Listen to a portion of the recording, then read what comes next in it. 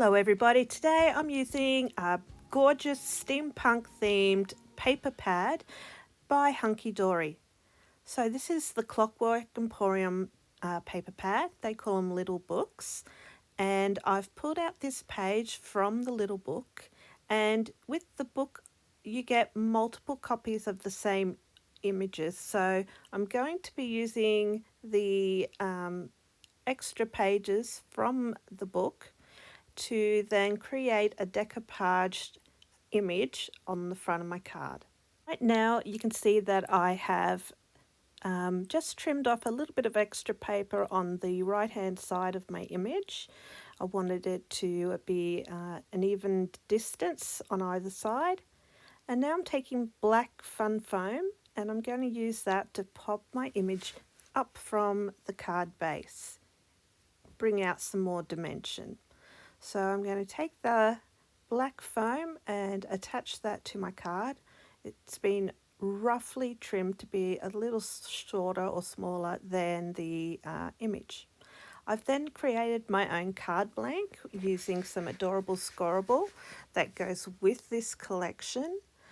And you can see there I've used a Clockwork Emporium die from the collection and cut that there from some gold foiled paper.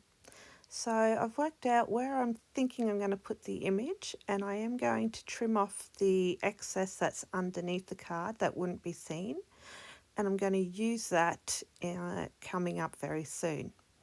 So I'm adding glue to the back of my image and then working out where I think it should go, and then I tap that down onto the die cut to get it to attach in the position that I want. Now I just need to add some more glue on the back of the die cut to attach it to the card base itself. And just getting that nice even border around the outside. And then I'm taking the cut off part of the original die cut and I'm going to attach that under the bottom left corner.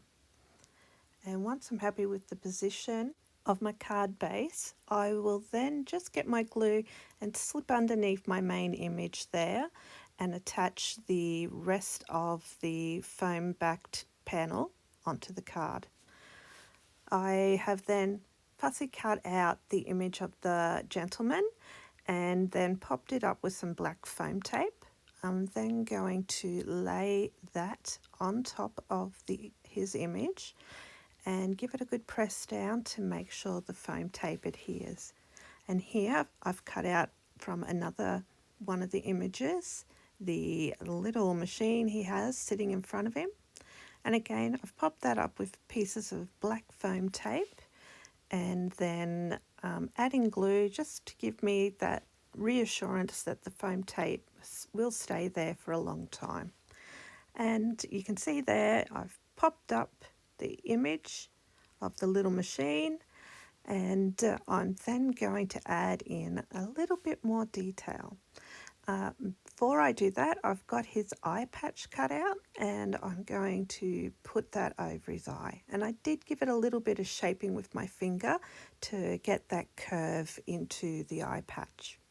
So now I'll just trim off any excess pieces from my card and put those to the side. Now I've added a couple acrylic blocks and given it time to dry. The little book has a page of sentiments that you can fussy cut out, and that's what I've done, and I've popped it up with some foam tape, doubled it up on the end that's going to hang over the edge from the image onto the card base just to make sure it stays level. Again, using some glue to make sure it stays for a long time and it's much more permanent than just the sticky backed foam. I've also used dies from the collection where I have made or die cut lots of different little cogs or wheels, and I'm going to add that extra detail into the corners of my card and just reinforce that steampunk idea or theme that's there. So I've done it to the top left corner I'm now going to add some more cogs and wheels to the bottom right hand corner.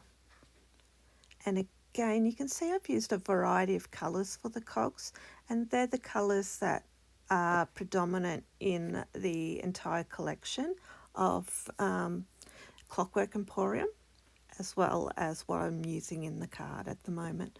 So I've got some navy, some burgundy brown, and some gold. I've then taken a Sakura glaze pen. This is the clear, and I'm going over top of what I think the glass image would be, just to give it that glossy finish. And it also adds interest and dimension by giving another texture. And if you didn't have a glazed pen like I am using now, you could definitely use your glossy accents. It just gives a little bit thinner glaze over top than the glossy accent. Either one works well. And you can see just adding some gloss to the top there. Now this is the insert paper that I am using for the inside of my card, and I've taken a sentiment from the Stamps of Life, and it says, "Today we celebrate everything awesome about you," and then I'm also going to stamp on there, "Happy birthday." And I am using Nocturne VersaFine ink, and I've said it before, I do like to leave the ink on the ink block when you're stamping sit on the paper a little longer, because it takes a little bit longer for it to set and absorb into the paper the best that it does. And then once I'm happy with the ink is dry, I then take the insert and I'm adding double-sided tape on either side of the fold, and that's going to allow me to attach it into my card blank very easily. So I just press down and fold, and then I'll remove the liner and carefully press down and hold on the front there as well. So I've just seen that there's a little bit under there of that die cut that I need to reattach. So here's a close-up of the card now that it's finished, and you can see he's got lots of little details added on there, making for a very fun and masculine birthday card. I'd really love to hear from you if you like this card or if you'd like to see more from this collection. Let me know down below in the comments, and please like, share and subscribe, and join me again very shortly. Bye bye for now.